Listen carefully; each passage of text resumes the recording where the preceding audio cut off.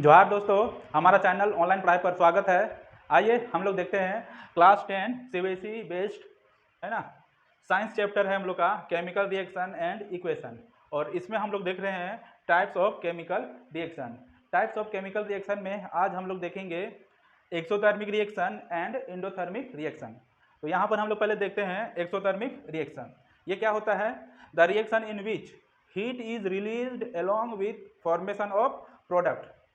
ठीक है, एक्सोथर्मिक, एक्सो मतलब बाहर, जब किसी रिएक्टेंट को है ना रिएक्ट करके उसके साथ प्रोडक्ट के साथ साथ हीट भी प्रोड्यूस होता है या हीट भी रिलीज होता है, तो उस तरह का रिएक्शन को हम लोग एक्सोथर्मिक रिएक्शन कहेंगे। ठीक है, यानी प्रोडक्ट के साथ हीट भी निकलेगा। जिस रिएक्शन में प्रोडक्ट के साथ हीट भी प्रोड्यूस होता है उसको हम लोग एक्सोथर्मिक रिएक्शन कहेंगे। जैसे यहाँ पर देख सकते हैं एग्जाम्पल में बर्निंग ऑफ नेचुरल गैस, यहाँ पर CH4 मीथेन है और ये ऑक्सीजन है।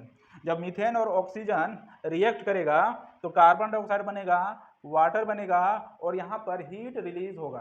ठीक है, प्रोडक्ट के साथ हीट रिलीज होगा, तो इस तरह का रिएक्शन को हम लोग एक्सोथर्मिक रिएक्शन कहेंगे। उसी तरह burning of magnesium ribbon, magnesium का रिबन लेके अगर उसको बर्न करते हैं, मैग्नीशियम प्लस ऑक्सीजन ये दोनों रिएक्टेंट को रिएक्ट करके मैग्नीशियम ऑक्साइड बनाएगा और ये हीट रिलीज करेगा। प्रोडक्ट के साथ हमेशा हीट रिलीज होगा। एक्सोथर्मिक रिएक्शन में प्रोडक्ट के साथ हीट हमेशा रिलीज करेगा, मतलब हीट प्रोड्यूस होगा। ठीक है, तो इस तरह का रिएक्शन को हम लोग एक्सोथर्मिक रिएक्शन कहेंगे। अब यहाँ पर चलिए इस रिएक्शन को हम लोग बैलेंस करते हैं। तो देख सकते हैं यहाँ पर हाइड्रोजन 4 है, यहाँ पर 2 है। ठीक है, तो क्या कर सकते हैं, अगर यहाँ पर 2 लगा दें, 2 हाइड्रोजन 2 हाइड्रोजन, ऑक्सीजन 2 हो गया, यहाँ पर भी ऑक्सीजन 2 2 4 हो गया, तो यहाँ पर भी 2 लगा देंगे, 2 2 4 हो जाएगा। कार्बन 1 है, कार्बन 1 है। चलो हम लोग का यहाँ पर रिएक्शन बैलेंस हो गया। उसी तरह इसमें भी बैलेंस करते हैं, मैग्नीशियम और ये ऑक्सीजन। तो यहाँ मैग्नीशियम ऑक्सीजन, मैग्नीशियम 1 है, यहाँ पर भी 1 है, चलो ये ठीक है। ऑक्सीजन 2 है, यहाँ पर 2 है, तो इसको 2 कर देते हैं, तो मैग्नीशियम भी 2 हो गया, तो यहाँ 2 लगा देंगे। तो इस तरह से ये भी बैलेंस हो गया। तो इस तरह से हम लोग बैलेंस करते हुए भी जाएंगे। ठीक है, अब उसके बाद हम लोग देखते हैं endothermic reaction.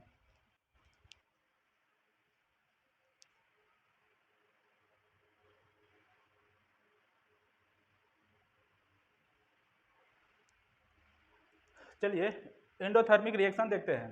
The reaction in which heat is involve either in the form of light और इलेक्ट्रिसिटी। ठीक है, जिस रिएक्शन में हीट इन्वॉल्व हो, यानी हीट के बिना वो रिएक्शन हो ही नहीं, चाहे वो हीट एक सनलाइट के रूप में हो या फिर इलेक्ट्रिसिटी के रूप में हो, है ना, उसमें हीट इन्वॉल्व होना है, उसको हम लोग endothermic reaction, the reaction in which heat is involved either in the form of light or electricity is called endothermic reaction. For example, HGO यानी मर्करिक ऑक्साइड के साथ हीट देते हैं तो ये मर्करी और ये ऑक्सीजन के रूप में अलग हो जाएगा।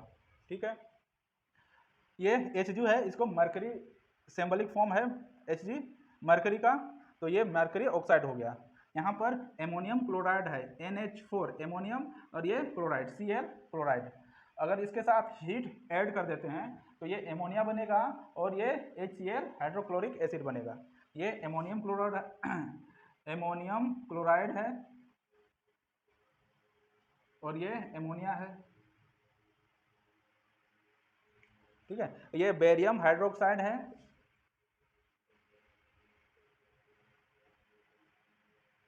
और ये एमोनियम क्लोराइड है, तो ये बेरियम क्लोराइड बन जाता है।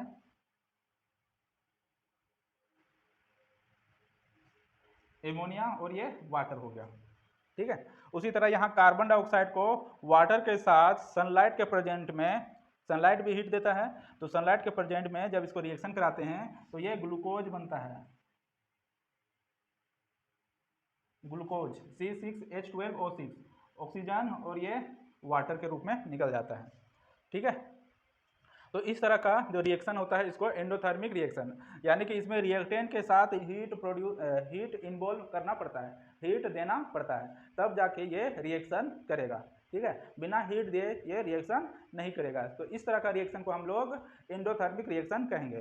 तो यहाँ पर हम लोग समझ लिए कि एंडोथर्मिक रिएक्शन और एक्सोथर्मिक रिएक्शन क्या होता है। एक्सोथर्मिक रिएक्शन में प्रोडक्ट के साथ हीट प्रोड्यूस होता है, एंडोथर्मिक रिएक्शन में हीट जो है पहले अपने से देना होता है, रिएक्टेंट में हीट देना होता है, चाहे वो सनलाइट के रूप में हो, इलेक्ट्रिसिटी के रूप में हो, उसके बाद वो प्रोडक्ट बनाता है, रिएक्ट होता है।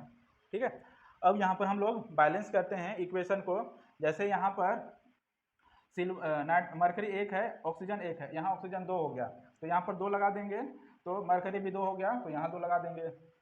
यहाँ एमोनियम क्लोराइड NH4Cl, तो यहाँ पर N यानी नाइट्रोजन 1 है, यहाँ पर भी 1 है, हाइड्रोजन 3 और 1 4 है, यहाँ पर भी 4 है, क्लोरीन 1 है, यहाँ भी 1 है। चलो ये बैलेंस्ड है। बेरियम हाइड्रोक्साइड और यहाँ पर एमोनियम क्लोराइड, तो बेरियम यहाँ 1 है, यहाँ भी 1 है, क्लोरीन यहाँ 2 1 है, यहाँ 2 है, तो क्या करेंगे, यहाँ 2 लगा देंगे, क्लोरीन 2 हो गया, तो एमोनियम हाइड्रोक्साइड कितना हो गया, एमोनियम कितना हो गया मतलब यहाँ नाइट्रोजन 2 हो गया, हाइड्रोजन 4 6 और यहाँ हाइड्रोजन 2, हाइड्रोजन 4 और यहाँ 4 4 4 8 हो गया, और 2 8 10, हाइड्रोजन 10 हो गया।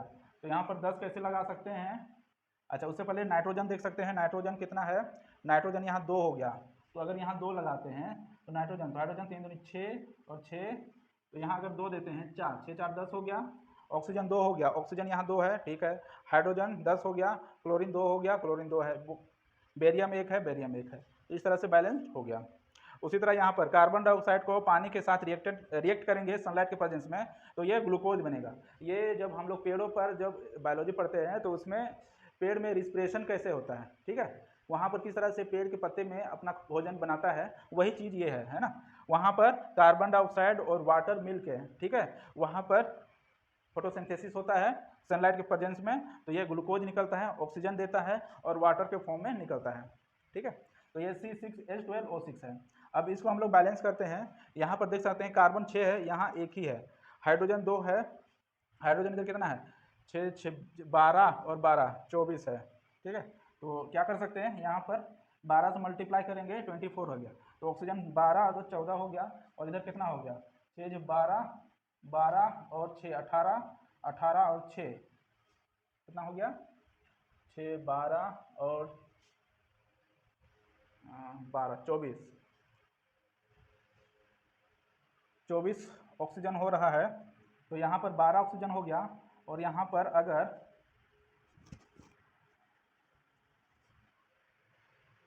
6 लगा देते हैं तो कार्बन 6 हो गया, और 6 दूनी 12 12 यहाँ पर ऑक्सीजन हो गया, 12 यहाँ पर ऑक्सीजन हो गया, 24 हो गया। हाइड्रोजन यहाँ पर 12 है, 12 दूनी 24, 12 दूनी 24 हो गया, और इधर भी 12 और 12 24 हो गया। तो इस तरह से हम लोग का बैलेंस हो गया। तो आज हम लोग देखें एंडोथर्मिक रिएक्शन और एक्सोथर्मिक रिएक्शन, ठीक है। एंडोथर्मिक रिएक्शन में रिएक्टेंट के साथ हीट देना पड़ता है तब रिएक्शन होता है, और एक्सोथर्मिक रिएक्शन में प्रोडक्ट के साथ हीट प्रोड्यूस होता है।